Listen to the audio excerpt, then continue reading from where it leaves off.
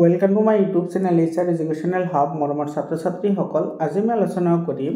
Class 10 সায়েন্সৰ sample question paper যেটো তোমাৰ chapter 15ত যিকেটা question আছে গুটিকেটা কোৱেশ্চন আজি আমি 100% কনসেপচনৰ সৈতে আলোচনা কৰিম মৰমৰ ছাত্ৰ ছাত্ৰীসকল এৰ আগতে মই চেপ্টাৰ 1ৰ পৰা চেপ্টাৰ 14 লৈ গুটিকেটা sample question paper already discussion কৰিছো যিবোৰ MCQ বা যিবোৰ লং কোৱেশ্চন আছে এই স্যাম্পল কোৱেশ্চন পেপাৰখনত হেতু তোমালোকৰ আহিবলৈকে যেটো মেট্ৰিক পৰীক্ষা আছে হেতুৰ কাৰণে খুবই গুৰুত্বপূৰ্ণ হয় কাৰণ তোমালোকৰ ইয়াতে তুমি যদি এই ভিডিওটো চোৱা নাই তেতিয়াহলে তোমালোকৰ কনসেপচনবোৰ ক্লিয়াৰ হৈ আহিব মৰমৰ ছাত্ৰ ছাত্ৰীসকল তোমালোকৰ সায়েন্স আৰু ম্যাথছৰ কাৰণে কোনো ধৰণৰ চিন্তা কৰিব নালাগে কাৰণ তোমাৰ সায়েন্সৰ অলৰেডি 100% চেপ্টাৰৰ MCQ আলোচনা কৰা হৈছে আৰু হাফ ইয়াৰলি 24টা ডিস্ট্ৰিক্টৰ MCQ মই আলোচনা কৰিছো আৰু হিউৰত যিবোৰ তোমাৰ লং কোৱেশ্চন আছে সেই লং কোৱেশ্চনবোৰ তোমালোকে সলভ আউট কৰিবা আৰু তোমালোকৰ যদি সেই লং কোৱেশ্চনবোৰৰ আনসাৰ লাগে তেতিয়াহলে তোমালোকে PDF ফাইল লৈ লবা আৰু সেই PDF ফাইল পাবা ক'ত তোমালোকে মই মোৰ YouTube চেনেলত এটা কৰিছো কমিউনিটি পোষ্ট কৰিছো তাতে মই QR কোড শেয়াৰ কৰিছো মোৰ যেটো WhatsApp গ্ৰুপ আছে তোমালোকৰ কাৰণে বনাইছো সেই QR কোডটো স্ক্যান কৰি তোমালোকে এতিয়াই গ্ৰুপটো জয়েন হোৱা আৰু তোমালোকৰ প্ৰিপাৰেচন কিমানখিনি হৈছে সেই বিষয় মোক জনোৱা যাতে তোমালোকক সেই বিষয় মই গাইড কৰিব পাৰো মৰমৰ ছাত্ৰ ছাত্ৰীসকল তো সায়েন্সৰ কাৰণে তো এইখিনি হৈ গল আৰু ম্যাথছৰ কাৰণে মই চেপ্টাৰ ওয়াইজ MCQ আলোচনা কৰি আছো অলৰেডি তোমাৰ 4-5টা চেপ্টাৰৰ MCQ আলোচনা কৰা হৈছে লগতে লং কোৱেশ্চন আলোচনা কৰিম তোমালোকৰ প্ৰিপাৰেটৰি এক্সামৰ আগতে মই গুটেখিনি কভাৰ কৰিবলৈ চেষ্টা কৰিম আৰু অলৰেডি আশা কৰিছো কভাৰ কৰিব পাৰিম এতে সোৱা যেটো 15 নম্বৰ চেপ্টাৰ আছে এটো তোমাৰ যেটো তোমাৰ 14 আৰু 16 চেপ্টাৰ আছে এই দুটা চেপ্টাৰ মিলি মাত্ৰ এটা স্যাম্পল পেপাৰ দিছে কাৰণ এই দুটা তোমাৰ ৰিলেটেবল চেপ্টাৰ হয় ইভিএছৰ চেপ্টাৰ হয় তো এইবোৰৰ পৰা সেম ধৰণৰ কোৱেশ্চন আহিব বুলি ইয়াতে মেনশন কৰা আছে তো আজি আমি আলোচনা কৰিম 15 টো তাৰ পিছত 14 আৰু যেটো তোমাৰ 16 আছে এই দুটা আমি একেলগে আলোচনা কৰিম ইয়াৰ পিছত আছে তোমাৰ এছাৰশন আৰু ৰিজনিং বেসড কোৱেশ্চন আছে সেইখিনি আমি আলোচনা কৰিম মৰমৰ ছাত্ৰ ছাত্ৰীসকল সোৱা ইয়াৰ প্ৰথম প্ৰশ্নটোত কি কৈছে এটো 148 নম্বৰ কোৱেশ্চন হয় এটো in 1987 an agreement was formulated by United Nations Environment Program অর্থাৎ UNEP by UNEP বুলি কয় to freeze the production of X to prevent the depletion of Y X and Y respectively referred here are এতে সোৱা এটো 1987 চনত যেটো ইউনেপ সংস্থা আছে সেই সংস্থা এটা এগ্ৰিমেন্ট কৰিছিল আৰু সেই এগ্ৰিমেন্টত কোৱা আছিল যে এক্স পদাৰ্থটো আমি কি কৰিম ইয়াৰ যেটো প্ৰডাকশন আছে বা উৎপাদন আছে হেতু আমি কমাম আৰু এটো কমাৰ ফলত কি হ'ব যেটো ওয়াই আছে সেই ওয়াইটো কি হ'ব ক্ষয় হোৱাৰ পৰা ৰোধ হ'ব মানে ক্ষয় ৰোধ হ'ব এতিয়া তোমাৰ এই এক্স পদাৰ্থটো কি আৰু ওয়াই পদাৰ্থটো কি হেতু তুমি উলিয়াব লাগে এটা যেটো তোমাৰ ইউনেপ আছে নে ইউনেপটো তোমাৰ বেসিক্যালি কি হয় যেটো আমাৰ এনভায়ৰনমেন্ট সায়েন্স আছে হেতুৰ ওপৰত কাম কৰে আৰু এনভায়ৰনমেন্টাল সায়েন্সৰ যিখিনি কাম আছে আৰু ইয়াতে যেহেতু তোমাৰ ডিপ্লেশন অফ ওয়াই বুলি কৈছে মানে অবক্ষয় ৰোধ তো অবক্ষয় ৰোধ হলে হেতু তোমাৰ কি হ'ব সো এটো তোমাৰ ওজন লেয়াৰৰ কথা কৈছে আৰু যেটো তোমাৰ এতে প্ৰডাকশন কম কৰিব হেতু তোমাৰ কি হ'ব CFC কাৰণ আমি সকলে জানো যেটো তোমাৰ CFC আছে বা ক্লোৰোফ্লোৰোকাৰ্বন আছে এই ক্লোৰোফ্লোৰোকাৰ্বন হৈছে তোমাৰ কাৰ্বনযুক্ত যৌগ লগতে তোমাৰ কি থাকে ফ্লোৰিন যুক্ত যৌগও থাকে এইখিনি তোমাৰ অধিক পৰিমাণে ওজন স্তৰটো ক্ষয় হোৱাত সহায় কৰে তো ইয়াৰে যদি আমি ব্যৱহাৰ বা ইয়াৰে প্ৰডাকশন যদি আমি কমাই দিও তেতিয়াহলে আমাৰ কি হ'ব এই যেটো ওয়াইৰ যেটো ক্ষয় আছে হেতু কি হ'ব ৰোধ হ'ব দ্যাট মিন্স আমি সি নম্বৰ অপচনটো কাৰেক্ট অপচন পালো 149 নম্বৰ কোৱেশ্চনটো সোৱা ইয়াতে কি কৈছে which of the following features relates to biodegradable substances এটা যিবোৰ বায়োডিগ্ৰেডেবল সাবস্টেন্সেস হয় বা এটো তোমাৰ অসমীয়াত জীবন নিম্নীকৰণ পদাৰ্থ বুলি কয় এটা জীবন নিম্নীকৰণ পদাৰ্থৰ তলৰ কোনটো কি হয় বৈশিষ্ট্য হয় হেতু আমাক সুধিছে সো প্ৰথমতে তুমি জানিব লাগিব যে জীবন নিম্নীকৰণ পদাৰ্থ কি হয় সো জীবন নিম্নীকৰণ পদাৰ্থ হেবোৰ হয় যিবোৰে তোমাৰ কি কৰিব পাৰে বিভিন্ন ধৰণৰ জৈৱিক প্ৰক্ৰিয়াৰ দ্বাৰা বা তোমাৰ ব্যাকটেৰিয়া বা অনুজীৱ এবোৰৰ প্ৰক্ৰিয়াৰ দ্বাৰা কি হ'ব পাৰে সৰল পৰ্যায়লৈ বিযোজিত হ'ব পাৰে হেবোৰক জীবন নিম্নীকৰণ পদাৰ্থ বুলি কয় বা তুমি সিম্পলি এনেকে মনত ৰাখিব পাৰা এবোৰ তোমাৰ কি কৰে পৰিবেশত বেছি দিন নাথাকে এবোৰ পচি যায় পচি তোমাৰ কি কৰে পৰিবেশৰ লগত মিহলি হৈ যায় এবোৰ হৈছে তোমাৰ জীবন নিম্নীকৰণ পদাৰ্থ এতিয়া ইয়াতে যিকেইটা অপশ্যন দিছে সেইবোৰৰ ভিতৰত কোনটো কাৰেক্ট অপশ্যন হ'ব সেইটো আমাৰ বাছি উলিয়াব লাগে। চোৱা কি কৈছে, এইটো ব্ৰকেন ডাউন বাই বায়'লজিকেল প্ৰচেছ, এইটো তোমাৰ জৈৱিক প্ৰক্ৰিয়াৰ দ্বাৰা কি হয় ব্ৰকেন ডাউন কৰা হয় বা এইটো তোমাৰ বিযোজিত কৰা হয়, ৰিমেইন ইনাৰ্ট একে থাকে, এইটো নহয়। এইটো persistent environment for long time, বহু সময়ৰ কাৰণে পৰিৱেশত থাকে, এইটো নহয়। মে হাৰ্ম ইক'চিষ্টেম, পৰিৱেশ কি কৰিব পাৰে প্ৰদূষিত কৰিব পাৰে বা পৰিৱেশত বেয়া প্ৰভাৱ পেলাব পাৰে, এইটো নহয়। তো আমাৰ ইয়াতে এ নম্বৰ অপশ্যনটো কি হ'ব কাৰেক্ট হ'ব। এইটো আমাৰ কি কৰিব পাৰে জৈৱিক প্ৰক্ৰিয়াৰে সৰল পৰ্যায়লৈ বিযোজিত হ'ব পাৰে, অৰ্থাৎ এ নম্বৰ অপশ্যনটো কাৰেক্ট অপশ্যন হ'ব। 150 নম্বৰ কুৱেশ্যনটো চোৱা, এই প্ৰশ্নটোত কি কৈছে বহুতেই ইম্পৰ্টেণ্ট এটা কুৱেশ্যন হয়, এইটো খাদ্য শৃংখলৰ ওপৰত কুৱেশ্যন দিছে। ইয়াতে কি কৈছে চোৱা, study the food chain given below and answer the question that follow'. এতিয়া তুমি প্ৰথমতে এই খাদ্য শৃংখলটো ভালদৰে লক্ষ্য কৰা আৰু তাৰপিছত তলৰ প্ৰশ্নবোৰৰ উত্তৰ দিয়া যিবোৰ এইটোৰ লগত কি হয় ৰিলেটেড হয়। এতিয়া চোৱা, প্ৰথমতে আছে পাত, আৰু সেই পাতবোৰ খাই কোনে তোমাৰ পলুৱে, আৰু সেই পলুবোৰক কোনে খায়, পলুবোৰক খায় তোমাৰ কেঁকোশাক জাতীয় এই প্ৰাণীটোৱে খায়। আৰু কেঁকোশাক জাতীয় প্ৰাণীটো কোনে খায়, এইটো আমাৰ ডাঙৰ প্ৰজাতিৰ যিটো সাপ আছে সেইটোৱে ভক্ষণ কৰে। আৰু সাপক কোনে খাব, যিবোৰ তোমাৰ মেংগুজ আছে সেইবোৰে তোমাৰ কি কৰে ভক্ষণ কৰে। মেংগুজ মানে এইটো তোমাৰ নেউল হয়, এই নেউলে তোমাৰ কি কৰে ভক্ষণ কৰে। এইটো ধুনীয়াকৈ এটা কি কৰিছে আমাৰ খাদ্য শৃংখল গঠন কৰিছে। এতিয়া চোৱা আমাৰ ইয়াতে প্ৰশ্নবোৰ কি কৈছে, ইয়াতে if the amount of energy available at the third trophic level is 100 joule, then how much energy will be available at the producer level, justify your answer. ইয়াতে কি কৈছে চোৱা, যিটো তোমাৰ থাৰ্ড ট্ৰপিক লেভেল আছে, থাৰ্ড ট্ৰপিক লেভেল আছে, সেই third tropic লেভেলত তোমাৰ এনাৰ্জি দিছে কিমান 100। তেতিয়াহ'লে ইয়াতে তোমাৰ এইটো কি আছে ছেকেণ্ড ট্ৰপিক লেভেল আছে, আৰু একেবাৰে ফাৰ্ষ্ট আছে এইটো ফাৰ্ষ্ট ট্ৰপিক লেভেল। তেতিয়াহ'লে ইয়াতে 100 থাকিলে এইটোত কিমান পাৰ্চেণ্ট আছিল বা কিমান আছিল ইয়াতে এনাৰ্জি। এতিয়া চোৱা, তুমি এটা কথা লক্ষ্য কৰিব লাগিব যে আমাৰ যিটো ট্ৰপিক লেভেল আছে বা খাদ্য স্তৰ আছে বা পৌষ্টিক স্তৰ আছে, এই পৌষ্টিক স্তৰত যিটো তোমাৰ খাদ্যৰ যিটো প্ৰবাহ সেইটোতো ইউনিডাইৰেকশ্যনেল হয় বা একমুখী হয়। তাতে কি হয় তোমাৰ যিটো উৎপাদক শ্ৰেণী থাকে তাতে থাকে তোমাৰ 100%, তাৰপিছত তোমাৰ তাৰ ওপৰৰ স্তৰত যিটো যাব সেইটো তোমাৰ 10% এনাৰ্জি কি কৰে লৈ যায়। ইয়াৰ ওপৰত আহিলেও তোমাৰ কি কৰিব 10% এনাৰ্জি লৈ যাব, 10% অনলি কি হয় প্ৰবাহিত হয়। এতিয়া চোৱা, ইয়াতে আমাৰ যিটো থাৰ্ড লেভেল দিছে, থাৰ্ড লেভেলত দিছে তোমাৰ কিমান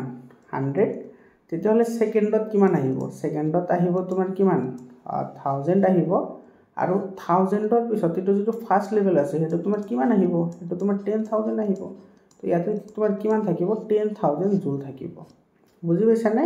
আৰু ৰিজনটো হৈছে এইটো, কাৰণ দিবলৈ দিছেনে, কাৰণটো এইটো লিখিবা যে তোমাৰ খাদ্য শৃংখল এটাত উৎপাদক শ্ৰেণীৰ পৰা তাৰ ওপৰলৈ যেতিয়া শক্তি প্ৰবাহিত হয় তেতিয়া তোমাৰ 10% শক্তি সেই কি হয় প্ৰবাহিত হয়। গতিকে 3 নম্বৰ শ্ৰেণীত যিমানখিনি এনাৰ্জি আছে সেইটোৰ লগত কম্পেয়াৰ কৰিলে ফাৰ্ষ্ট এনাৰ্জি লেভেলত তোমাৰ কি থাকিব, এইটো 10,000 জুল কি থাকিব শক্তি থাকিব, বুজি পালানে। ইয়াৰ পিছত বি নম্বৰ কুৱেশ্যনটোত কি কৈছে চোৱা, is it possible to have two more trophic level in this food chain just before the fourth trophic level, justify your answer. তোমালোকে এইটো ভাবা নেকি যে ইয়াতে যিটো আমাৰ খাদ্য শৃংখল দিয়া আছে সেই খাদ্য শৃংখলৰ মাজত এনেকুৱা কোনো ঠাই আছে নেকি, ইয়াতে এনেকুৱা কোনো ঠাই আছে নেকি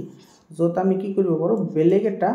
ট্ৰপিক লেভেল বা বেলেগ এটা প্ৰাণীক ইয়াতে আমি অন্তৰ্ভুক্ত কৰিব পাৰোঁ। এইটো আমাৰ সুধিছে, তুমি কিন্তু ইয়াতে জাষ্টিফিকেশ্যনো দিব লাগিব। ইয়াতে চোৱা, ইয়াতে তোমাৰ চিধা এনচাৰ হ'ব নোৱাৰি, ন, এইটো আমি কি কৰিব নোৱাৰি মানে ট্ৰপিক লেভেল আৰু ইনক্লুড কৰিব নোৱাৰি। কিহৰ কাৰণে নোৱাৰি,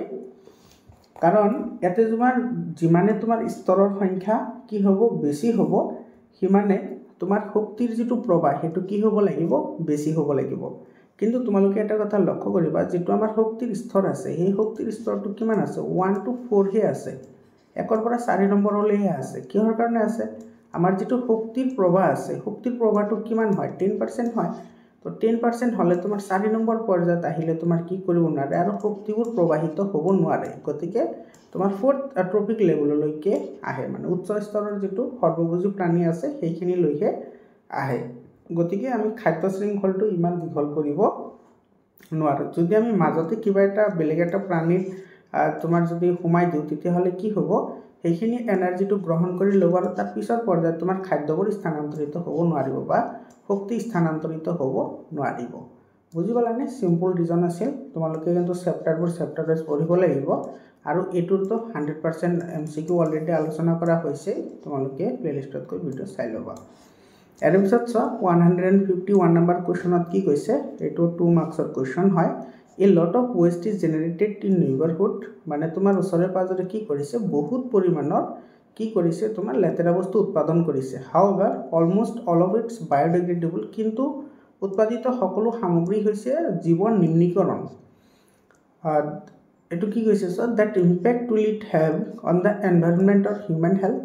আৰু এই যেটো যিবোৰ তোমাৰ বায়োডিগ্ৰেডেবল পদাৰ্থ আছে বা জৈৱ নিম্নীকৰণ পদাৰ্থ আছে হেবোৰে পৰিবেশৰ ওপৰত বা মানুহৰ ওপৰত কোনো ধৰণৰ প্ৰভাৱ পেলাবনে অবভিয়াসলি পেলাব কাৰণ চা যিবোৰ তোমাৰ বায়োডিগ্ৰেডেবল পদাৰ্থ আছে বা জীৱ নিম্নীকৰণ পদাৰ্থ আছে সেই জীৱ নিম্নীকৰণ পদাৰ্থবোৰ পৰিবেশত বিভিন্ন ধৰণৰ প্ৰভাৱ পেলাব পাৰে কিনেদৰে প্ৰভাৱ পেলাব পাৰে চা যেতিয়া তোমাৰ এই জীৱ নিম্নীকৰণ পদাৰ্থবোৰৰ যেতিয়া পচন হয় তেতিয়া তোমাৰ বহু পৰিমাণে কি ওলাই দুৰ্গন্ধ ওলাই হয়নে বহু ধৰণে কি ওলাই দুৰ্গন্ধ ওলাই আৰু এই দুৰ্গন্ধৰ বাবে তোমাৰ কি হয় পৰিবেশ প্ৰদূষণ হয় আৰু এই দুৰ্গন্ধবোৰৰ লগতে বিভিন্ন ধৰণৰ তোমাৰ ভাইৰাছ বা ভেঁকুৰ এইবোৰ তোমাৰ প্ৰবাহিত হয় লগতে মানুহৰ বিভিন্ন ধৰণৰ বেমাৰ আজাৰো হ'ব পাৰে বুজি পালানে তো ইয়াতে আমি ডাইৰেক্টলি কেতিয়াও ক'ব নোৱাৰো যে বায়োডিগ্ৰেডেবল হলে কাৰণে এটো আমাৰ কি কৰিব নোৱাৰে পৰিবেশৰ ওপৰত কোনো ধৰণৰ প্ৰভাৱ পেলাব নোৱাৰে হেতু আমি ক'ব নোৱাৰো বুজি পালানে ইয়াৰ লগত তোমাৰ যেতিয়া চোৱা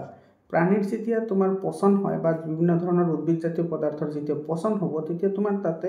কি থাকিব এটো প্ৰটিন থাকিব লগতে তোমাৰ শ্বেতসাৰ থাকিব আৰু লগতে তোমাৰ কি থাকে আমাৰ শৰীৰত তোমাৰ কি থাকে হাইড্ৰকাৰ্বনো থাকে যেটো আমাৰ কাৰ্বন আৰু তাৰ যৌগবোৰত পাইছো মানে প্ৰাণীৰ যিবোৰ চৰ্বি থাকে সেই চৰ্বিত তোমাৰ কি থাকে স্যাচুৰেটেড হাইড্ৰকাৰ্বন থাকে বা সংপৃক্ত হাইড্ৰকাৰ্বনবোৰ পোৱা যায়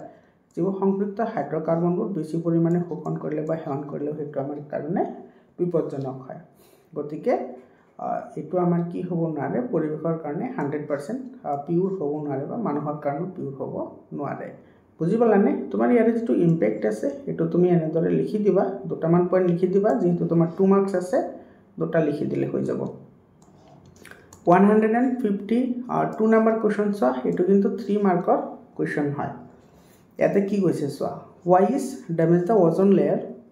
a cause for concern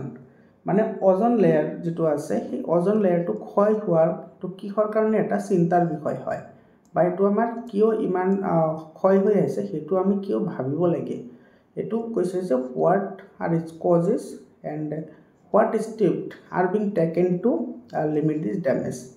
এটো তোমাৰ কি কাৰণ হ'ব পাৰে আৰু তুমি কেনেকৈ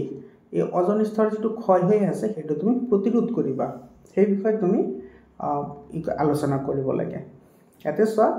এটোৰ এনসাৰ এটোতো বহুত কমন কোৱেশ্চন হয় এনেকুৱা ধৰণৰ কোৱেশ্চন বহুত কমন কোৱেশ্চন হয় আৰু এই কোৱেশ্চনবোৰ তোমালোকে কিন্তু সদায় জানিব লাগিব কাৰণ এনেকুৱা ধৰণৰ কোৱেশ্চন তোমাৰ ম্যাক্সিমাম এক্সামতে আহি থাকে তো বহুত ইম্পৰ্টেন্ট হয় কোৱেশ্চনটো আৰু এনেকুৱা কোৱেশ্চন তোমাৰ টানো নহয় বহুত ইজি কোৱেশ্চন হয় ইয়াতে চোৱা আমাৰ যেটো